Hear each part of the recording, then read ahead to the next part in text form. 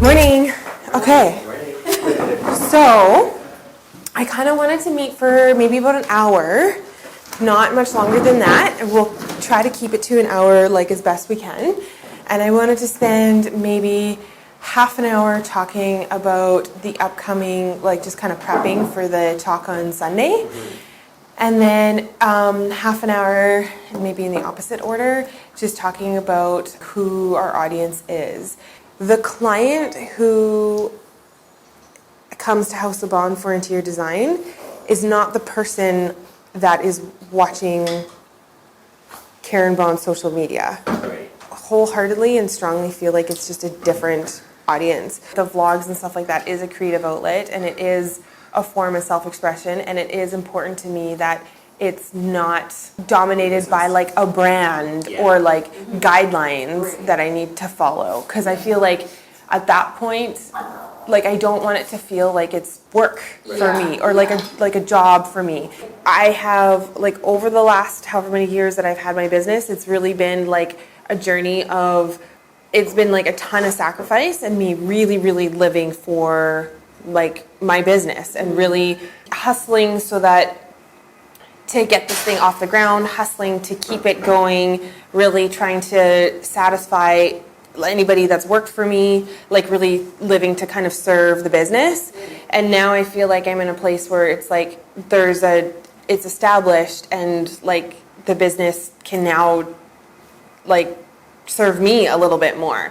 And I really want to, like, I said for myself, like for 2017, like I really want to just like live life to the fullest and not like I've made so many time sacrifices for business where like I haven't gone and like done trips or spent time with girlfriends or whatever because I had a proposal to write or something to do, and now it's like for me it's more about like living life to the fullest. I think the moral of what we're doing right now is we're trying to define our audience. So people, I feel like it should, I don't know, I feel like it should be easy, but it's actually not that easy. Yeah, it's complicated. It is complicated. Yeah, it's so many pieces. And some people, I feel like they're like, I want to start a business and I'm going to speak to women in between the ages of 18 and 24. And then that's what they do. And this is a little bit more complicated. So we can spend a little bit of time defining talking a little bit more about audience, or talking a little bit more about the mission statement, or we can just jump into a little bit of what I want to talk about on Sunday. So what would be the most valuable for you right now? Because that thing's coming up on Sunday. Do you feel comfortable with what you have? I could do a run through. Yeah. Janika wanted me to talk about like who I am, how I got to where I got to, and then how creating a vision has always has impacted where I am today. Yeah. I guess for my story, I was born in Dawson Creek, which is a really small town in northern BC, and grew up like playing outside with my sisters. Like we never watched TV, didn't have the internet at that time. And one of the advantages I feel like of growing up in an environment like that is that I had to be extremely imaginative growing up. So that kind of set the stage and the platform for being really good at visualization and becoming an interior designer, because being an interior designer and being successful at it, the key is being able to visualize a space before you actually design it and build it, and then also communicate that visualization to your client.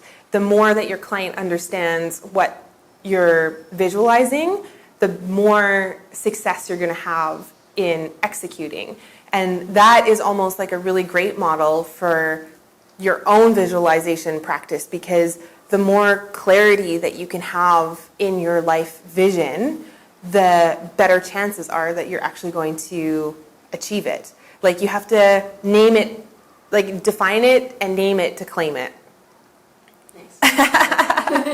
You have to name it to claim it. That was really good? That was really good. Okay. I feel like when you're creating a vision for yourself, I think it's really important to be honest with yourself about who you are and really what it is that you want. And the fact that you want what you want is enough permission for you to go after and get it. So a lot of times, and I've struggled with this too in my own career, because to be honest, I didn't actually know from early on that I wanted to be interior designer. I kind of fell into it.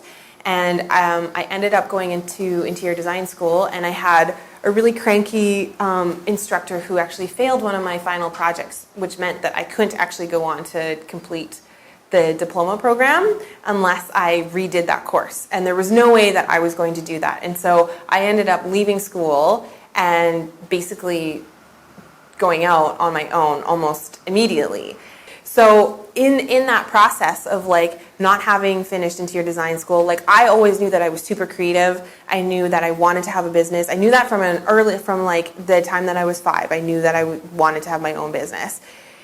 But I really wrestled with, am I good enough to be an interior designer? Even though I wanted it, am I good enough to do it? And like the question in the early days was always like, well, who am I to have an interior design firm if I haven't even finished design school?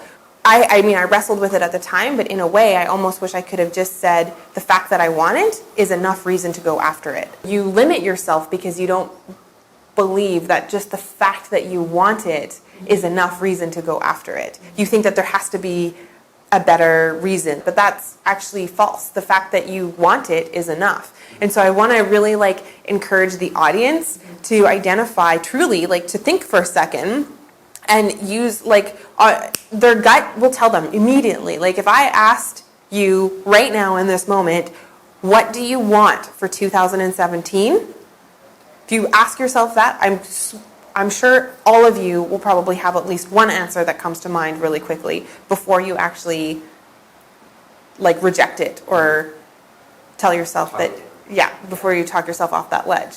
I mean, it was definitely a process for me because I had to do like a lot of personal coaching and development around that. But then also like a big help was actually the book that I want to give away. Oh, is it? Okay. Yeah, because it talks about that a lot. It talks about just being able to own whatever it is that you want and have the fact that you want it is reason enough to go after it. And that was a big turning point for me. Like you don't need permission from anybody to go to do it and to go after it.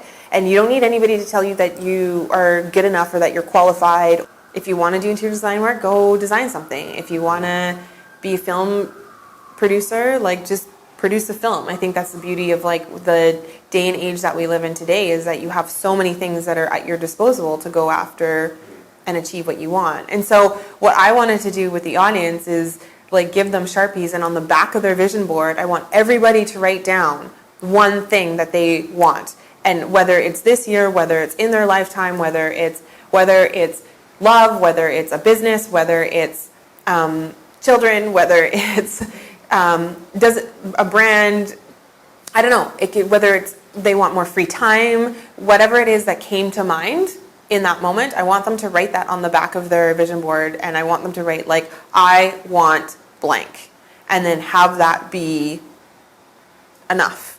Favorite part is the end when people say hi, and especially the students, and that people are feeling inspired, and that they, you know, if they're feeling like I'm making an impact or I'm touching their lives in some ways, like that honestly is like the best feeling ever.